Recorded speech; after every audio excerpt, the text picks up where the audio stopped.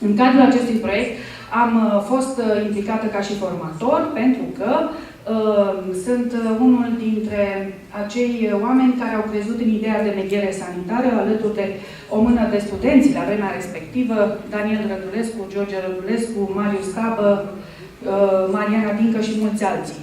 Am instituționalizat această ocupație de mediator sanitar crezând, că așa am învățat eu la facultate, că întotdeauna acele decalaje sociale pot fi gestionate de către instituții, așa cum bine preciza colegul avocat Gherghei. Din păcate nu este așa. Nu putem, cu ajutorul normei, să sancționăm discriminarea și gata. Pentru că se pune întrebarea cine este și ce calitate are născătorul de norme. Născătorul de norme are interese. Întotdeauna. Nu? Legiuitorul întotdeauna își propune să mențină starea de sănătate socială într-un stat model. Ce înseamnă sănătate socială? Poate să-mi spună un student la medicină? Încearcă să vă spun acest manual. Perhaps in the last 10 years. And we have English gypsies who are closely related to Roma, speak Romani and are of the same Indic origins, but have been in Britain for perhaps 500 years. We also have Irish travellers who are an indigenous travelling population and Scottish travellers who are indigenous to Scotland. Just something as well before I begin quickly is to let you know at my university we are fairly small, but we have a good record of engaging with gypsies and travellers, and we have several women who we've recruited, and I'll tell you about our health projects later, who've gone on to start taking degrees, and one lady last year received the highest grade ever granted in her course, and she had left school at the age of 12, so we're incredibly proud of her. Okay, but we don't have any specialist funding, unlike here in Central and East Europe, so it's down to individual universities to try and provide grants if we want to engage with gypsies and travellers and get them into the education system. So I'll give you a little bit of background. Okay. I've mentioned the different types of community that we have in Britain, of gypsies and travellers. Romani gypsies are both English and Welsh. They're recognised as an ethnic minority community protected by law, as are Irish travellers and Scottish travellers. We think that the last figures we had said 300,000 gypsies and travellers, but they're quite old figures, so perhaps 500,000, and then perhaps another 500,000 Roma who've moved to the UK very recently. Around 2/3 of gypsies and travellers and Roma in Britain live in housing, so we have a very different pattern from you. A third of the population live in caravans in traditional nomadic lifestyle, and many more say they would like to live in caravans, but because of changes to the law, it's become illegal, so it's now criminalised. If someone lives in a caravan, and many people have nowhere they can legally park, they can be arrested, their homes can be taken away and destroyed. So 1 in 4 of the gypsy and traveller families who actually live in caravans have nowhere legal to park. They are technically homeless. And obviously that has major implications in terms of access to health and education and other services. We know a little bit about the background to gypsy and traveller communities. It's only recently they've become counted in national census statistics, very recently, in fact last year. But from the evidence we have, we know that in common with Roma in Central and East Europe, they're much larger families. And so there's an average of 3.5 children for English gypsies, and Irish traveller women have nearly 5.9 children. Within the mainstream population, it's something like 1.7. Disadvantages. Well, again, similarly to the evidence which we've heard earlier today, there's a huge amount of prejudice against gypsies and travellers.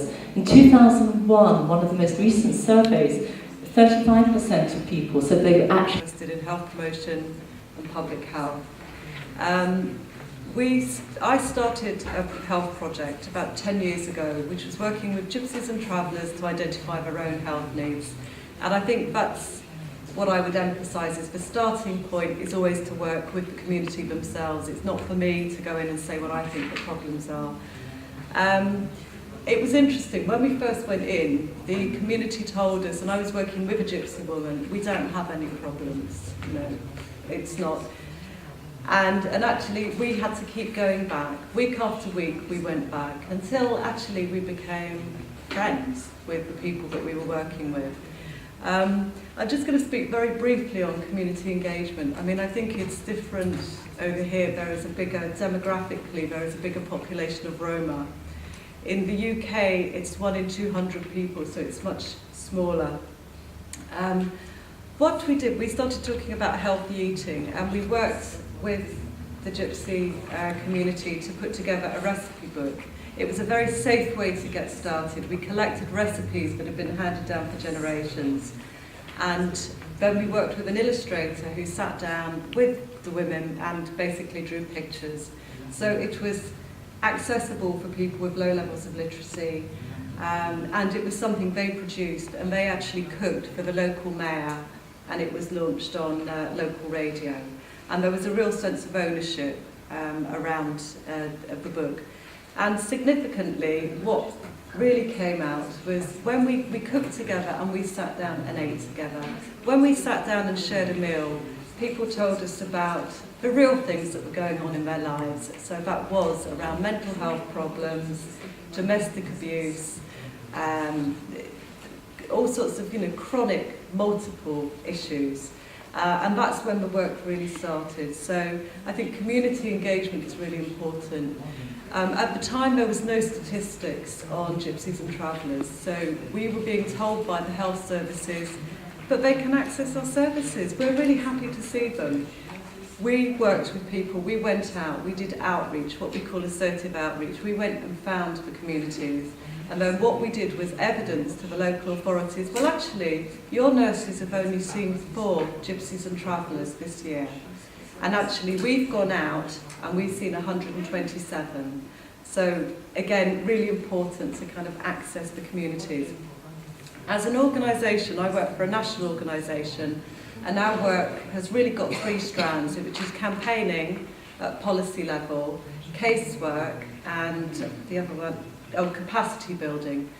I think what's really important about the casework is that we work locally, regionally and nationally, is that actually all of our outreach workers, half of whom are gypsies and travellers, actually it's, you know, my knowledge is based on sort of going out there and being with community members, and we work all the time with community members, and then so that's what gets fed back up to the government.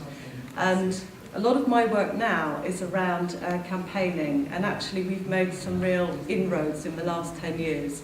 I think initially it was a case of chipping away and being told, no, they can access the services, but no, we evidence, but they're not. Health inequalities are widening, they're not getting smaller. I don't know if people here are familiar with Professor Michael Marmot, the Marmot Review in the UK.